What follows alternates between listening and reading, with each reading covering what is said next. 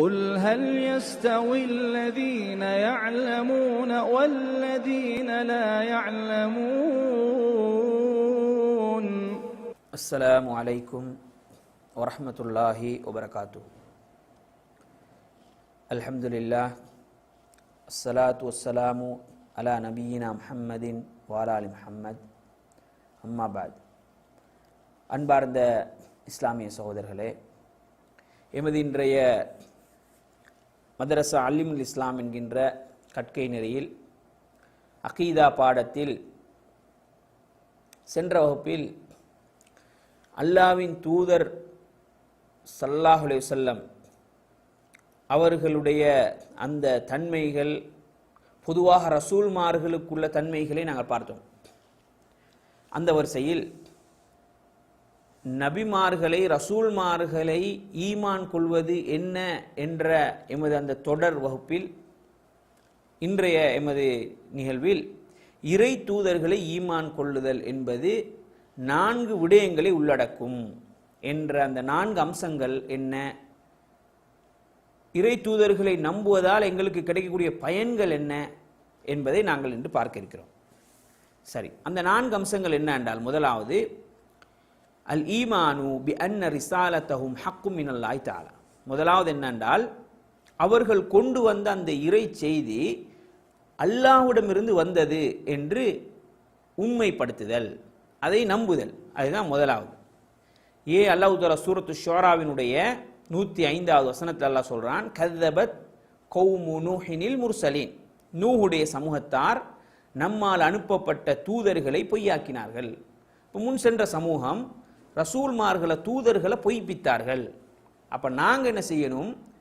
ரசூல்மார்களை ஈமான் கொள்வது என்பது அந்த ரசூல்மார்கள் வந்தார்கள், இறைவனால் தெரிவு செய்யப்பட்டார்கள் என்று நம்பணும். அது எங்களுக்கு நபி முஹம்மது ஸல்லல்லாஹு அலைஹி வஸல்லம் நபியாக இருந்தாலும் அவருக்கு முன் வந்த நபிமார்களையும் நாங்கள் தூதர்களாக நம்ப வேண்டும். நபியை மாத்திரம் ஒருவர் நம்பிவிட்டு மற்றைய தூதர்களை ஒருத்தர் புறக்கணித்தால், நம்பாமல் இருந்தால், அதுவும் எனது இறை நிராகரிப்பாக, சரியான நம்பிக்கையில் எனது தவறுவிடக்கூடிய ஒரு செயலாக ஆகிவிடும். சரி, அடுத்த அம்சம் என்னன்னு கேட்டால், உதாரணமாக அதுக்கு தெளிவு சொல்றதாக இருந்தால், நசாராக்கள் ஈசா அலைஹிஸ்ஸலாம் அவர்களை பின்பற்றாதது மட்டுமின்றி முஹம்மது ஸல்லல்லாஹு அலைஹி வஸல்லம் அவர்களையும் சேர்த்தே பொய்ப்பித்தனர். அவர்களுக்கு ரசூலுல்லாஹி ஸல்லல்லாஹு அலைஹி வஸல்லம் அவரது வருகை பற்றி முன்னறிவிப்பு செய்யப்பட்டே இருந்தது. அதாவது அல்லாஹ் அவர்களுக்கு தனது தூதர் ஒருவரை அனுப்பி வழிகேட்டிலிருந்து காத்து, அல்லாஹ் அவர்களுக்கு அந்த வழிகேட்டிலிருந்து காத்து நேர்வழியின் பால் இட்டுச் செல்வார் என்பதற்காகவே முன்னறிவிப்பு இருந்தது. சரி, அப்படின்டா இந்த எங்களுக்கு என்ன சொல்லி தராங்க என்றால், ரசூல்மார்கள் முஹம்மது நபி ஸல்லல்லாஹு அலைஹி வஸல்லம் அவர்களை மட்டும் நாங்கள் ஏற்றுக்கொண்டு மற்ற தூதர்களை புறக்கணித்தாலும் அது ஈமான் கொள்றதா ஆகாது. அதுக்கு மிக அழகான உதாரணம் தான் இந்த கிறிஸ்தவர்கள் இயேசுநாதரை அவங்க தூதர் என்று ஏற்றுக்கொள்றாங்க, அல்லாஹ்வுடைய குமாரர் என்று சொல்லிக் கொள்றாங்க. அப்ப இயேசுநாதருடைய போதனையை அவங்க சரியா பின்பற்றல. அது ஒரு பக்கம் இருக்க, அந்த இஞ்சியிலுடைய இறை வேதத்தில் மாற்றப்படாத இஞ்சியிலில் முன்னறிவிப்பு செய்யப்பட்டிருக்கிறது, பிற்காலத்தில் ஒரு அஹமது என்று சொல்லக்கூடிய ஒரு தூதர் வருவார், அவர் ரசூலுல்லாஹி ஸல்லல்லாஹு அலைஹி வஸல்லம் அவங்கள பற்றி முன்னறிவிப்பு செய்யப்பட்டிருக்கிறது, அவங்க மக்களுக்கு நேர்வழி காட்டுவதற்காக இறைவன் தெரிவு செய்வான். அப்ப அந்த முன்னறிவிப்பையும் அவர்கள் நிராகரித்து ஈசா அலைஹிஸ்ஸலாத்தை மட்டும்தான் நபி, அப்ப முகமது நபி கிடையாது அப்படின்னு சொல்றாங்க. அப்படின்னா என்ன அர்த்தம்?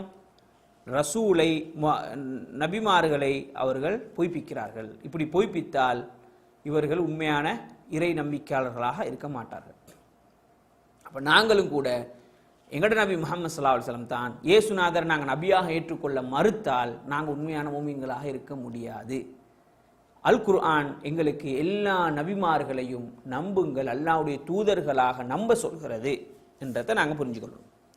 சரி, ரெண்டாவது என்ன விஷயம்னு கேட்டால், அவர்கள் அந்த ரசூல்மார்களில் பேர் குறிப்பிடப்பட்டவர்களை அவருடைய பேர்களுடன் ஈமான் கொள்ள வேண்டும்.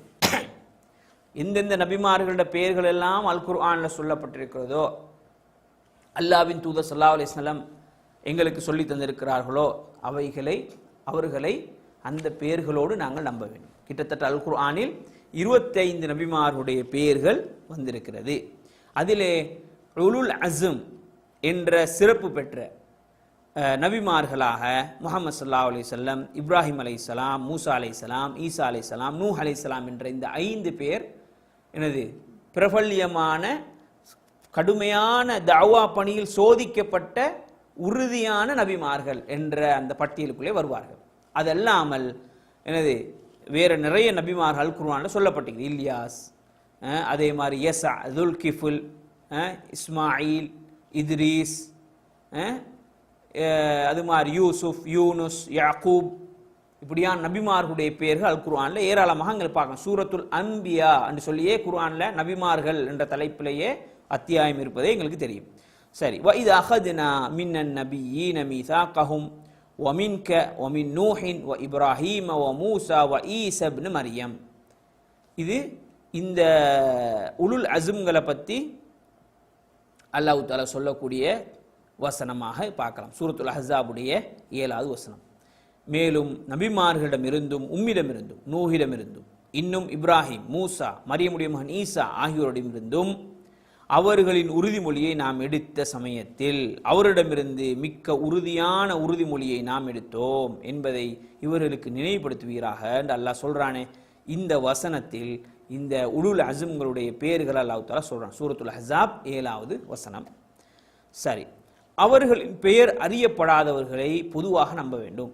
அது பற்றியும் அல்லாஹ் தஆலா எங்களுக்கு சொல்றான். சில நபிமார்கள் 1,24,000 நபிமார்கள் என்று சில செய்திகள் வருது. அது ஆதாரபூர்வமானது இல்லை. 1,24,000 தெளிவாக உறுதியாக எங்களுக்கு சொல்லல. அதை விட கூடுதலாக நபிமார்கள் ரசூல்மார்கள் வந்திருப்பாங்க. அல்லாஹ் சொல்றான், வலக்கத் அர்சல்னா ருசுலம் மின் கப்லிக், உமக்கு முன்னர் நாம் தூதர்களை அனுப்பினோம். மின்ஹும் மன் கஸஸ்னா அலைக், அவர்களில் சிலர் உமக்கு வரலாறாக சொல்லப்பட்டிருக்கும். வமின்ஹும் லம் நக்சுஸ் அலைக், அவர்களில் சிலரை பற்றி நாங்கள் உமக்கு கதையாக வரலாறாக சொல்லியிருக்க மாட்டோம் என்று அல்லாஹ் சொல்றான். அப்ப அல்லாஹ் தஆலா எங்களுக்கு சொன்னவர்கள் மாத்திரம்தான் நபி, சொல்லப்படாதவர்கள் நபிமார்கள் இல்லைன்னு எங்களுக்கு சொல்லலாது. அல்லாஹ் சொல்றான், உங்களுக்கு சொன்னது கொஞ்சம், சொல்லாதது இன்னும் இருக்கும், எல்லாத்தையும் நீங்க நம்புங்க. சூரத்துல் காஃபிருடைய 78வது வசனம். சரி, அடுத்தது அப்ப உண்டு நபிமார்கள் அல்லாஹ்விடமிருந்து ரிசாலத்தை கொண்டு வந்தார்கள்ன்றது ஒரு பகுதி. அடுத்த அம்சம் என்னன்னு கேட்டால், ரெண்டாவது அவருடைய பெயர்கள் கூறப்பட்டவங்களுடைய அந்த பெயர்களை கொண்டு நம்புறது, வர்ணனை அவங்களோட வேதங்கள் பெயர்களை வச்சு நம்புவோம். அடுத்தது பெயர் சொல்லப்படாத நபிமார்கள் இருக்கிறாங்கன்னு நம்புறது. மூணாவது அவர்கள் பற்றிய விடயங்கள் உண்மை என ஏற்றுக்கொள்ள வேண்டும். சரி, அடுத்தது நாலாவது என்னண்டா, இறுதி நபி முஹம்மது ஸல்லல்லாஹு அலைஹி வஸல்லம் அவர்கள் கொண்டு வந்தபடியே செயல்பட வேண்டும். ஏனெனில் அவர்கள் எல்லா மனிதர்களுக்கும் பொதுவானவராக அனுப்பப்பட்டிருக்கு. அப்ப முன் சென்ற வேதங்கள் அந்தந்த காலத்தோட சுருங்கிடும். ஆனா இறுதி வேதம் முஹம்மது ஸல்லல்லாஹு அலைஹி வஸல்லம் இறுதி வேதம் உலகம் அழியும் மட்டுக்கும் உள்ள ஒரு வேதமாக அது இருக்கும். எனவே தான் அதை அல்லாஹ் தஆலா சொல்றான். எப்படின்னு கேட்டா, உமது இரட்சகன் மீது சத்தியமாக தங்களுக்குள் ஏற்பட்ட சச்சரவில் உண்மை நிரபராதியாக ஆக்கி நீர் செய்யும் தீர்ப்பை தங்கள் மனங்களில் எத்தகைய அதிருப்தியும் பெறாமல் முற்றிலும் ஏற்றுக்கொள்ளாத வரையில் அவர்கள் விசுவாசிகளாக மாட்டார்கள். சூரத்துன் நிசாவினுடைய 65வது வசனத்தை அல்லாஹ் தஆலா சொல்றான். சரி, அடுத்ததாக பாருங்க, இறை தூதர்கள் ஈமான் கொள்வதால் ஒரு மூமினிடத்தில் ஏற்படும் மாற்றங்கள். என்னென்ன மாற்றங்கள் ஒரு மூமினிடத்தில் ஏற்படும் என்று பார்த்தா, அல்லாஹ் தஆலா குர்ஆனிலிருந்து ஹதீஸ்லிருந்து நாங்கள் பார்க்கிறோம். அல்லாஹ் தஆலா அவனுடைய அருள், அவன் தனது அடியார்கள் மீது கொண்டுள்ள அந்த கரிசனையை சொல்லுது. ரெண்டாவது, அளப்பெரிய இந்த அருளை வழங்கியதற்காக அவனுக்கு நன்றி செலுத்தணுமே.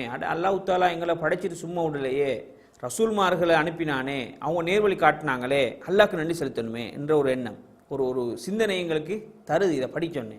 அடுத்தது, அவர்கள் மீது அன்பு கொள்ளவும் அவர்களை புகழவும் அவர்கள் கூறிய விதம் கண்ணியப்படுத்தவும் முடிகிறது. அப்போ அல்லாஹ் அல் குர்ஆன்ல நபிமார்களை பற்றி சொல்லக்கொள்ள, அவங்கள பற்றி வரலாறுகளை படிக்கொள்ள, அவங்கள கண்ணியப்படுத்த, எங்களோட வாழ்க்கையில் எடுக்க அப்படியான சில விளக்கங்கள் எங்களுக்கு தருது. எனவே இவைகளூடாக இறை தூதர்களை ஈமான் கொள்வதால் ஒரு மூமிடத்தில் இப்படியான மாற்றங்கள் எங்களுக்கு கிடைக்கிறது என்பதை நாங்கள் புரிந்து கொள்ள வேண்டும். இன்ஷா அல்லாஹ் அடுத்த வகுப்பில் சந்திக்கும் வரைக்கும் வாஹ் தவானா அல்ஹம்துலில்லாஹி ரப்பில் ஆலமீன். قل هل يستوي الذين يعلمون والذين لا يعلمون